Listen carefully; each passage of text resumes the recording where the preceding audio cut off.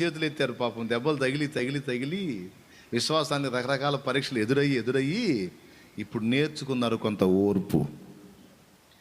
ఆ ఓర్పు ఈ మాత్రం నీలోకి వచ్చింది అంటే దేవుడే తీసుకొచ్చాడు దాన్ని, రకరకాల అనుభవాల ద్వారా, రకరకాల అగచాట్ల ద్వారా. అంతే.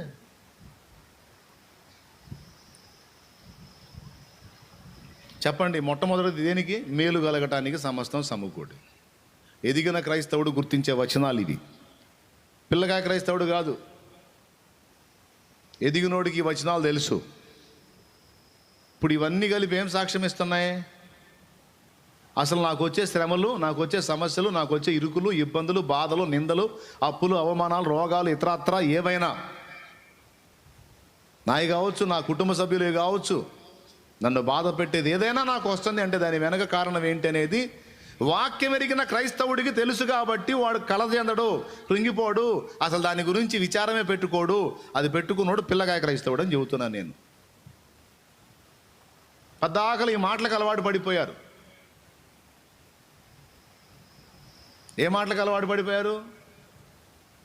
నీ సమస్య అలా తీరిద్ది, నీ అప్పు ఎలా తీరిద్ది, నీకు అలా జరిగిద్ది, నీకు ఇలా జరిగిద్ది, నీకెందుకు ఎక్కడెక్కడదంతా వచ్చి నీకు మీ ఇంట్లో పడిద్దని చెబుతుంటే అబ్బా హల్లెలూయా స్తోత్రం ప్రభా వందనాలు అయ్యా, అయ్యా తొందరగా కానీ ప్రభా నీకు వందనాలు అయ్యా, భలే వాక్యం అయ్యా, ఏసయ్యా ఏం మాట్లాడావు తండ్రి నాతో తండ్రి.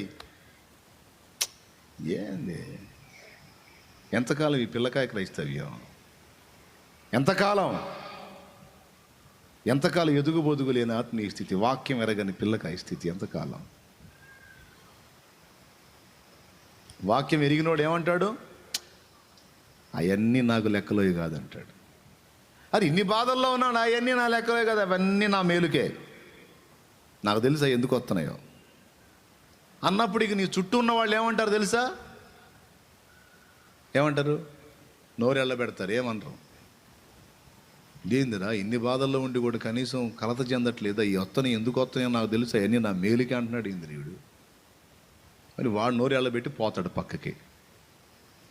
ఎందుకంటే అక్కడే ఉంది కింద 12వ వచనం చూడు. శోధన సహించువాడు ధన్యుడు. చూడు, యాకోబు రాసిన పత్రిక 1:12. శోధన సహించువాడు ధన్యుడు, అతడు శోధనకు నిలిచిన వాడై ప్రభు తన్ను ప్రేమించు వారికి వాగ్దానము చేసిన జీవ కిరీటము పొందును. అసలు నాకు శోధనలే వద్దంటే జీవ కిరీటం ఎక్కడా? ఏమయ్యా, అసలు నాకు శోధనలే వద్దంటే జీవ కిరీటం ఎక్కడా? పరిపూర్ణత ఎక్కడా? మెప్పు మహిమ ఘనత ఎక్కడా? ఓర్పు పర్సెంటేజ్ డెవలప్ అయ్యేది ఎక్కడా?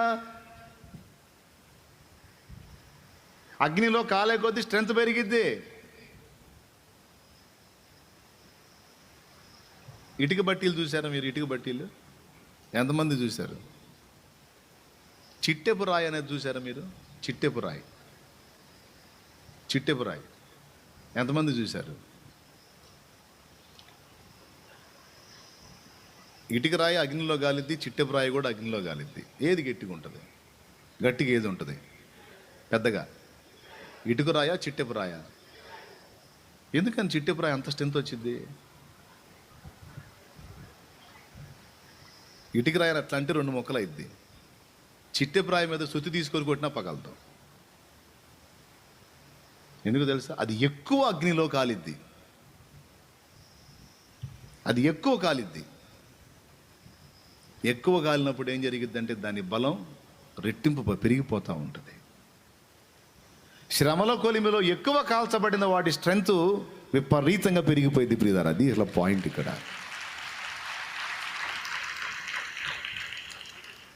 ఏ స్థాయిలో కాల్చబడ్డావో బలం ఆ స్థాయిలో పెరిగిద్ది నీకు. ఇది ఎరుగుంటాడు సత్క్రైస్తవుడు. అరే పని కట్టుకొని నాకు ఇన్ని వస్తున్నాయంటే నాలో విపరీతమైన బలం పెంచడానికి దేవుడు పూనుకున్నాడు అని అర్థం.